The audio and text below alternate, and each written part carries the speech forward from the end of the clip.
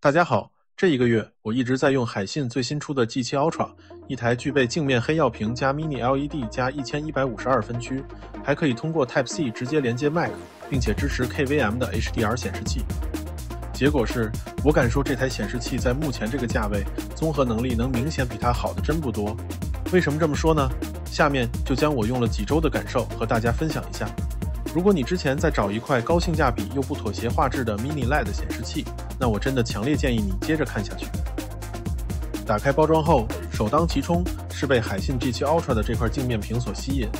而且不是普通镜面，而是海信电视上才有的黑曜屏技术，具有低反射加高通透的特性。下放到显示器上，之前海信还有一台显示器也是具备这个技术，就是海信的 G9。但 G9 那台显示器出厂的时候本身存在很多问题，比如背光延时严重等等。虽然经过了一些系统固件升级后改善了一些，但还是有很多小毛病没有办法解决，所以一直没入手。那么海信这款第二台配置了黑曜屏技术的显示器 G7 Ultra 到底表现如何呢？这个我们后面会详细聊。既然说到了黑曜屏，那到底黑曜屏可以给用户带来什么呢？具体的参数我这里就不多描述了，我只说下体验吧。黑曜屏加镜面屏的组合所带来的优势非常明显。首先，它的反射率比普通镜面屏低得多，虽然也会映射出显示器前面的一些画面，但并不会出现其他镜面屏就像照镜子一样的效果。其次，在明亮的环境里依然能保持极强的对比度，这个更多的体现在一些屋子里开灯很亮，或者显示器如果靠近窗户的场景，在亮光环境下画面的表现非常干净不刺眼。然后画面通透感很强，像在看一块玻璃下的原画，这点对于普通人应该是感触最明显的。在接口丰富度方面，海信的这款 G7 Ultra 显示器配置的接口非常全面，详细可以看这张图，带有2个 HDMI 2.1 接口，1个 DP 2.1 接口，支持反向充电和图像传输的 C 口等等，还有1个 Type B 口，以及2个 Type A 口，支持 KVM 的功能，还有 3.5 毫米的耳机接口，基本上能想到的接口它都带了，确实是比较全面。唯独一点，如果某个 HDMI 2.1 接口再来一个音频回传就更完美了，可以直接接回音壁。另外，这款显示器的背面还有一圈淡淡的灯带，可以在显示器的菜单里设置不同的灯光效果，灯光效果比较柔和，不算太花里胡哨的，质感还可以。它的这个支架调节的手感也很棒，很稳，并且无论是升降还是旋转都很丝滑。但也有不好的地方，就是这个支架太占桌面空间了，如果能改成 Dell 显示器那种支架会更完美，也希望后续的机型可以考虑一下把支架做小一点。这亮度，这黑位，这通透感真的很强。其实买这块屏幕也是冲着它那出色的 HDR 效果去的。当然，这可能也是 Mini 的一大优势。海信这块27寸 Mini LED 屏幕观感确实很出色，肉眼可见的爽。其中主要原因可能是由于以下几个方面。第一点就是它的1152分区加2000峰值亮度。当打开显示器的 HDR 之后，第一个感受就是亮、光源、金属反光、火焰都有扎实的高光，天空爆炸，光源细节呈现得非常干净，不是泛白的那种亮。这台支持 HDR 1400，比普通支持 HDR 1000的显示器本身就要亮，而最高2000的峰值亮度也是这台显示器比较出彩的一方面。暗部是真黑，不浮夸，不发雾，黑暗处依然深沉，画面层次和冲击力极强。说到了 HDR 的效果，就不得不提一下，这款显示器是支持在 HDR 模式下调节色温的。很多人以为 HDR 模式下调不了色温，但 G7 Ultra 打破了这个惯例，在 HDR 模式里，它支持色温调节，可以让你自己调冷调暖，适配你的画面习惯或内容需求，而这一点在很多显示器上是不常见的。在分区背光数量上，这款显示器虽然从数字上看上去不如一些其他竞品动辄2000多甚至更多分区数量，但它的调教是真的很到位，所以大家完全不用担心1000多分区是不是效果不行。Mini LED 显示器还是很吃厂商的调教的，不是单纯的靠分区数量取胜，否则也不会出现只有576分区的苹果 Pro XDR 显示器，至今还是 HDR 显示器的几乎老大的位置，价格依然高达3万多。因此不要只是看参数如何，还是要看最终的效果的。第二点，镜面加黑曜屏加持，这一点你要亲眼看才知道。镜面本来看起来就比雾面屏清晰通透，但缺点是反光。黑曜屏的加入把反光抑制得不错，让你又有镜面屏的锐度，又能不被环境反射折磨。当然，这里也不得不说，尽管有黑曜屏的加持，想完全做到像雾面屏那种也是不现实的。简单总结就是，通透、利落、有冲击力，而且它的可视角度也很大，不会出现从侧面看差异过大，从而几乎无法观看的现象。大家可以通过屏摄画面大概了解一下，实际的感受还是要自己亲身去体验一下了。第3点 ，Mini LED 光晕控制出色。大家可能都知道 ，Mini LED 都是很难避免光晕现场产生的，包括之前苹果的 iPad Pro 使用的 Mini LED 也会有光晕现象。而海信的这款可以说虽然在一些条件下还是有光晕，但控制的比同价位机型好很多，除非是极端黑白对比，否则平常基本感知不到。应该是以上这些原因综合起来，造成的这款显示器视觉观感比较出色。在刷新率、响应方面，由于这是一款双模的显示器，可以支持 4K 160和 1080p 320两种模式。4K 模式通过 DP 2.1 或者 HDMI 2.1接口，可跑160赫兹，画质和流畅性兼顾。1080p 高刷模式支持320赫兹，适合竞技类游戏。如果你追求极致帧数，这模式确实非常爽。输入延迟低 ，FreeSync VRR 支持上，支持 VRR FreeSync Premium， 可以降低画面的撕裂。更加详细的响应时间数据这里就不放了，大家可以参考其他 UP 主的一些评测，个人感受来说是完全没问题的。在色域和色彩调节方面，尤其是在 SDR 和 HDR 模式下，都可以支持多种显示模式的调节。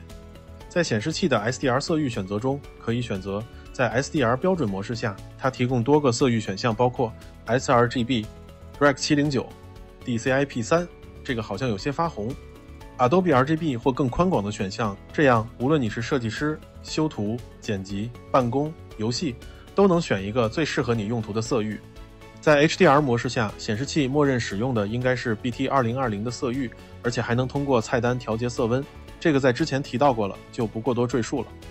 在色准的表现上，肉眼观察感觉 SDR 色准一般，如果想严格创作的话，还是需要进行屏幕校色。HDR 的色准的表现感觉还是可以的。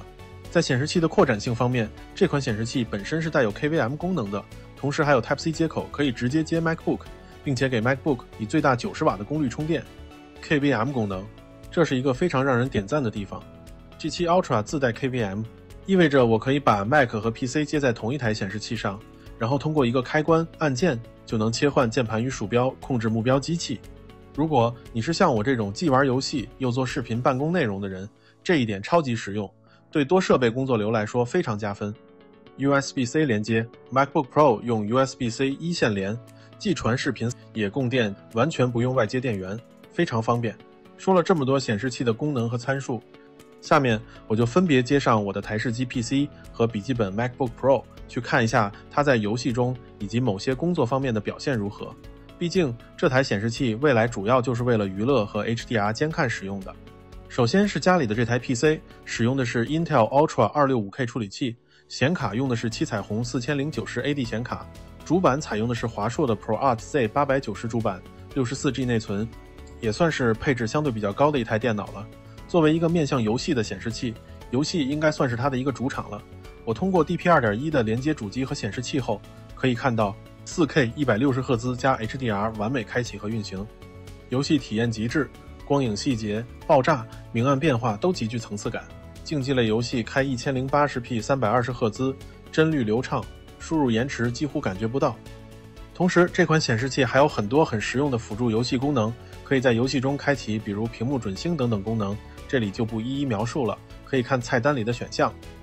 除了游戏之外，在视频播放上，这款显示器虽然标称只支持普通的 HDR， 不支持杜比世界，但其实在 B 站的杜比世界视频中也是可以开启杜比世界的，猜测应该是使用的映射成 HDR 方式实现的。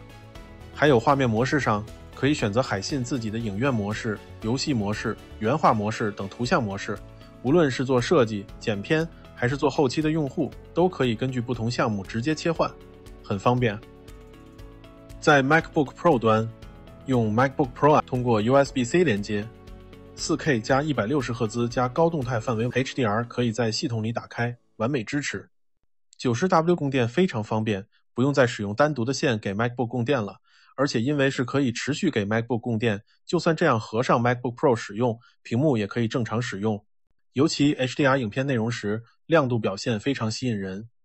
因为 HDR 模式下可以调节色温，所以在工作时可以进行色温的调整，来更好的匹配 MacBook Pro 的屏幕和画面的需要。OSD 菜单的设计还是比较清晰的，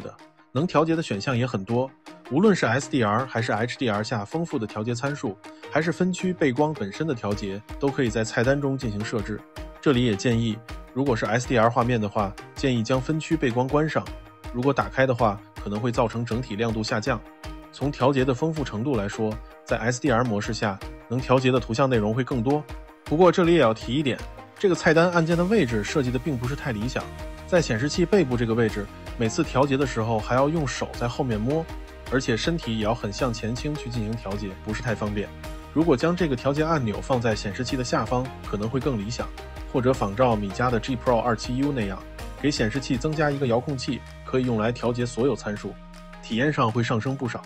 而且海信本身就是电视大厂，相信给未来的显示器加上遥控可以调节参数的功能也不是难事吧。经过了1周的使用，这款海信的 G7 Ultra 显示器使用上的感受大致有以下方面。